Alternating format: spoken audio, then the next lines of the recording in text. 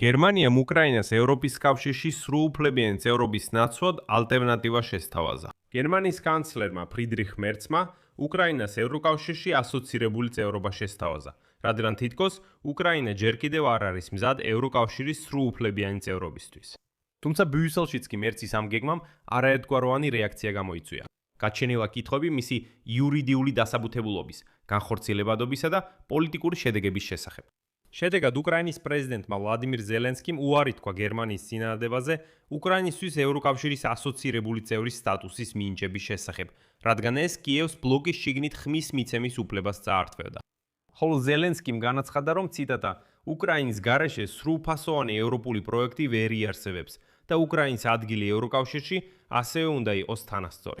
ერთი მხრივ ევროპაში მერცის ამ იდეას ევროკავშირში ეტაპობრივად გაწევრიანებად მოიხსენიებენ, მაგრამ მეორე მხრივ ამტკიცებენ, რომ ამ ეტაპზე უკრაინა შეიძლება უბრალოდ გაიჭედოს მრავალი წლის განმავლობაში. მოკლედ, მოდით გავარკვიოთ ამ სიტუაციაში რა დადებითი და უარყოფითი მხარეები აქვს გერმანიის კანცლერის წინადადებას და რატომ უარს ამბობს უკრაინა თითქოს მართლაც ეტაპობრივად გაწევრიანებაზე ევროკავშირში. და ამ ეტაპზე თითქოს ჯერ კიდევ არ შეგვისრულებია ყველა მოთხოვნა. არ შეუერთებულ ვართ ევროკავშირს, მაგრამ საკმაოდ ბევრ პრეფერენციას ვიღებთ. მაგრამ რატო უწოდებენ ამას სხვების საზიანოს? მოკლედ, მოდით გავარკვიოთ. მე ვარ ალექსეი პეჩი, მოდით ერთად განვიხილოთ ეს თემა. მაგრამ სანამ დავიწყებთ, გთხოვთ გამოიწეროთ ეს YouTube არხი, დაალაიქოთ ეს გამოშვება და დაწეროთ ნებისმიერი ვრცელი კომენტარი ამ ვიდეოს ქვეშ. ამისთვის ძალიან მადლიერი ვიქნები. და გარდა ამისა, გამოიწერეთ ჩემი Telegram არხი Pechi News-ი. მული მასზე მოცემული ამ ვიდეოს აღწერაში, იქ ჩვენ ვაქვეყნებთ ოპერატიულ სიახლეებს, როგორც კი ისინი შემოდის.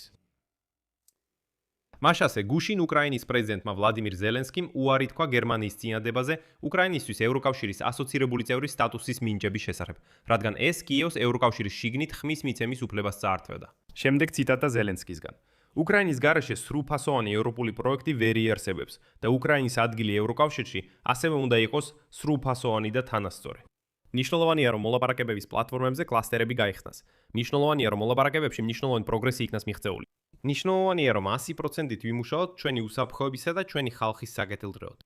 საქმე იმაშია, რომ ადრე გერმანიის კანცლერმა ფრიდრიხ მერცმა უკრაინისთვის ევროკავშირის ასოცირებული წევრის სტატუსის მინიჭება შესთავაზა, რაც ისეთ უპირატესობებს მისცემდა, როგორიცაა მონაწილეობა ევროპული კომისიისა და ევროპული საბჭოს ხტომებში, მაგრამ ხმის მიცემის უფლებისა და ევროკავშირის გარკვეულ პროგრამებზე ცდომის გარეშე.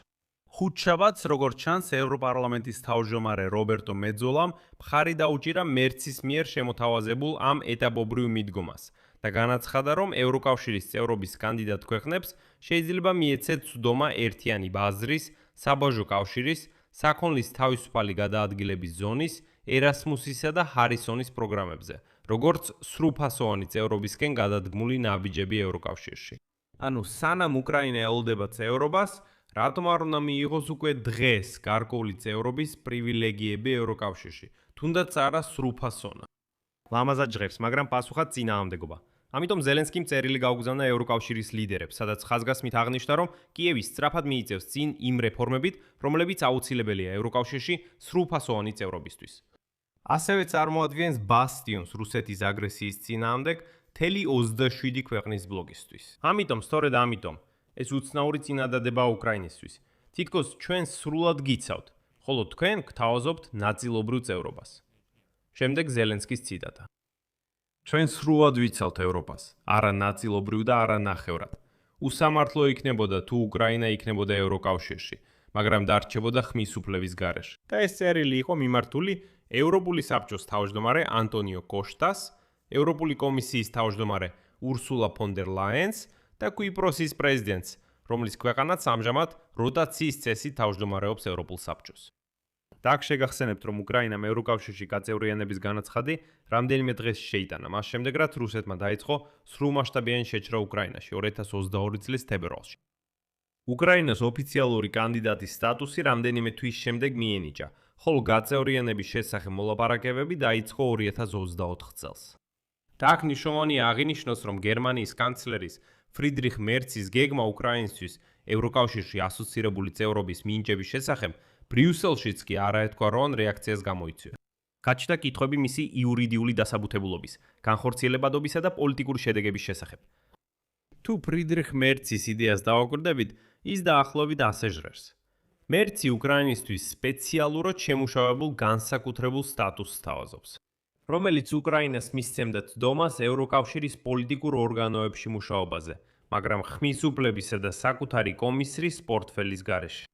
ასევე ეტაპობრივად ჩაერთოს ევროკავშირის მიერ დაფინანსებულ ცალკეულ პროგრამებში. ის ასევე სთავაზობს კიევს უფლების მინიჭებას, რომ შეეძლოს სხვა ევროკავშირის ქვეყნებიდან დახმარების მოთხოვნა შეიარაღებული აგრესიის შემთხვევაში. მერცის თქმით, ეს შექმნიდა ციტატა მნიშვნელოვან უსაფრთხოების გარანტიას რუსეთის შეკავებისთვის, სანამ სრულფასოვან წევრობაზე მოლაპარაკებები მიმდინარეობს.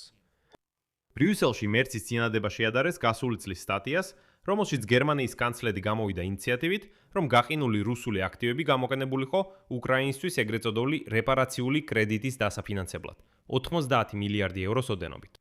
იმ პუბლიკაციამ მაშინ შოკში ჩააგდო ევროკავშირის ხელმძღვანელობა და პროექტი საბოლოოდ ჩავარდა. მერცის ამჟამიდელი წინადადება აღიქვეს როგორც საკმაოდ ნაჩქარევი ნაბიჯი, თანაც ცუდად შეთანხმებული. მაგრამ პირიქით, ევროპული კომისია, რომელიც ევროკავშირის გაფართოების პროცესს კურირებს, მერცის ინიციატივას უფრო პოზიტიურად მიუდგა და მას უწოდა მტკიცე განზრახვის დასტური, რომ ევროკავშირის ქვეყნებს გაფართოების რეალობად ქცევა, რაც შეიძლება მალე სურთ. და გიო მერსიე, რომელიც ევროკავშირის გაფართოების საკითხების კომისიის წარმომადგენელია, აღნიშნა, რომ ციტატა ევროკავშირის გაფართოება წარმოადგენს გეოსტრატეგიულ ინვესტიციას ჩვენს კეთილდღეობაში, მშვიდობასა და უსაფრთხოებაში. ხოლო უკრაინის ევროკავშირში გაწევრიანება სწორედაც რომ პრინციპულად უკავშირდება ჩვენი კავშირის უსაფრთხოებას. ნებისმიერი ინოვაციური სქემა უნდა ეფუძნებოდეს დამსახურების პრინციპს, რომელიც სწორედ განსაზღვრავს ევროკავშირში გაწევრიანების რთულ მრავალსაფეხურიან მოლაპარაკებების პროცესს. ასევე აქაც. შეგახსენებთ, რომ წლის დასაწყისში ევროპული კომისია უკვე სთავაზობდა ვარიანტს, რომლის მიხედვითაც უკრაინას ფორმალურად გამოაცხადებდნენ ევროკავშირის წევრად, მაგრამ ამ სტატუსის რეალურ უპირატესობებს უკრაინა ეტაპობრივად მიიღებდა. თუმცა ევროკავშირის დედაქალაქებმა ეს იდეა უარყვეს, უწოდეს მას საშიში და არარეალისტური. მერცის წინადადება კი პირიქით გულისხმობს ეტაპობრივ ინტეგრაციას ევროკავშირის ფონდებსა და უმაღლესი დონის ფორუმებზე ცდომის მისაღებად, მაგრამ ფორმალური წევრობა მხოლოდ გზის ბოლოს იქნება შესაძლებელი. და აქ მინდა ერთ მნიშვნელოვან მომენტს გავუსვა ხაზი. ევროპელი პარტნიორების ნაწილი განიხილავს შუალედურ სტატუსს, როგორც კანდიდატი ქვეყნების ინტეგრაციის დაჩქარების ინსტრუმენტს. თუმცა კიევი ამაში პოტენციურ რისკებს ხედავს, რომ პროცესი პირიქით შეიძლება გაიწელოს. კიევის პოზიცია ასეთია. ჩვენ მზად ვართ დავიცადოთ, მაგრამ მაინც პირდაპირ სრულფასოვანი წევრობა მივიღოთ.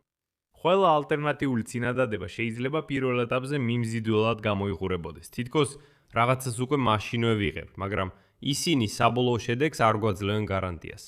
ანუ შეიძლება რაღაც მომენტში ევროკავშირში გაწევრიანების პროცესი საერთოდ შეჩერდეს, რადგან ბრიუსელში გადაწყვეტენ, რომ უკრაინისთვის ასოცირებული წევრობა საკმარისია. აქცეპტილებს დავსვამ, თქვენი აზრი და დასკვნები კომენტარებში დაწერეთ ამ გამოშვების ქვის ქვეშ. გამოიწერეთ არხი, ზარის ღილაკს დააჭირეთ და არ დაგავიწყდეთ ლაიქის დაჭერა. თუ გსურთ ამ YouTube არხის მუშაობის მხარდაჭერა, ეს შეგიძლიათ გააკეთოთ ნებისმიერი დონატით, ამ ვიდეოს აღწერაში მოცემული ბულებითა და რეკვიზიტებით, ან თქვენს ეკრანებზე მოცემული QR კოდით. ამით ყველაფერი დასრულდა. იზრუნეთ საკუთარ თავზე. ყველას ნახვამდის.